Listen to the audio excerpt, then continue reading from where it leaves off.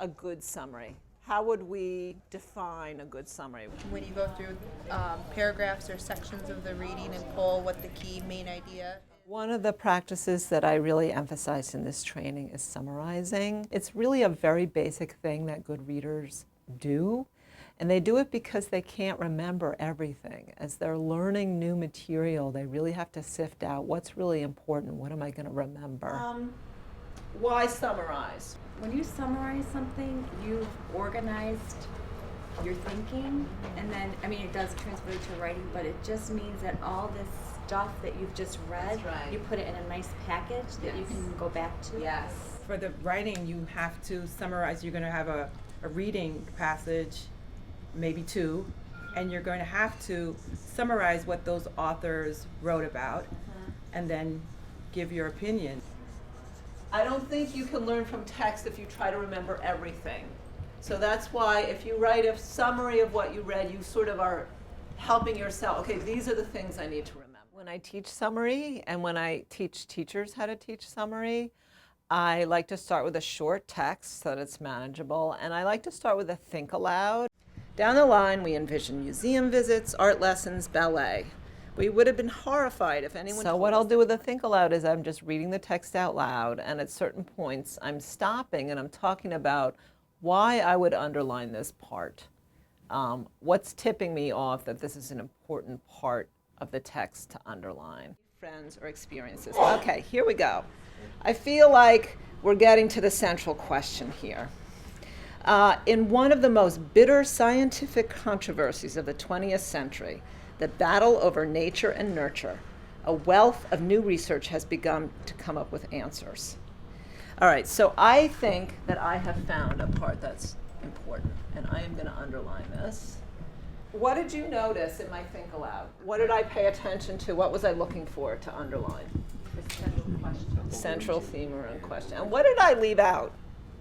Details. Stories, detailed stories. Okay, so the stories give a picture in my mind, but I'm really just looking for what is the author trying to tell me about this question. I think it's very instructive for both teachers and students to see how am I identifying the important information. For the second section of text, they underlined, and then Nancy did a think aloud about what she would underline and why. Then we asked them to do it on their own for two other sections and report back to the whole group. Yeah, I just thought maybe this was more like anecdotal, so that's why I didn't underline it. But I see what you mean about how the one that I did in the middle using physical and psychological, that's under that umbrella. To teach this way, teachers have to be able to be metacognitive about what they're doing as they're reading. They have to be able to articulate, why am I choosing this as a main idea, not this one? We chose genes are not commands. Instead, they nudge you in a particular direction, but we can nudge back. But there was also talk about the second sentence in that paragraph. Many geneticists are admitting that genes are not quite destiny. Okay. They're focusing on that word destiny. All right. There are different ways that you could do this. You could then write a class summary. That's something you've done. I've done that. We do the first piece together, of course, and then I'll break them up into groups to take sections and have them sort of do the things that you guys did, and then we all come back again.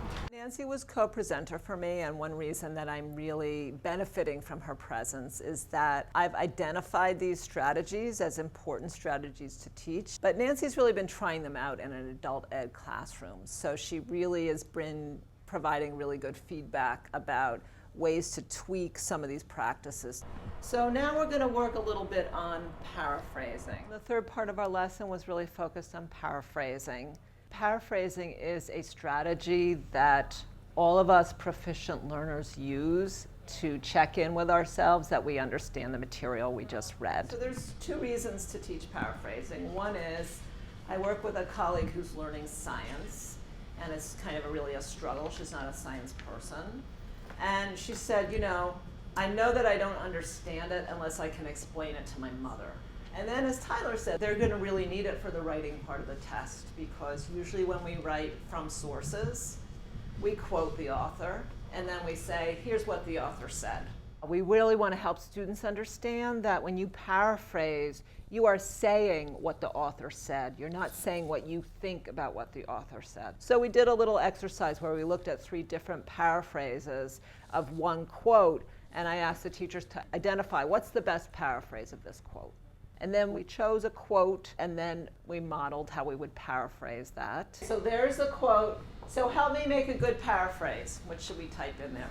A longer was found, was consistently found, or was found in people with a case for reciprocation. I think you paused over consistently, and I actually think consistently is good to keep in because it is kind Yeah. of part of the evidence. Pick out a quote that supports either nature or nurture, or the interaction of nature and nurture, and then paraphrase it.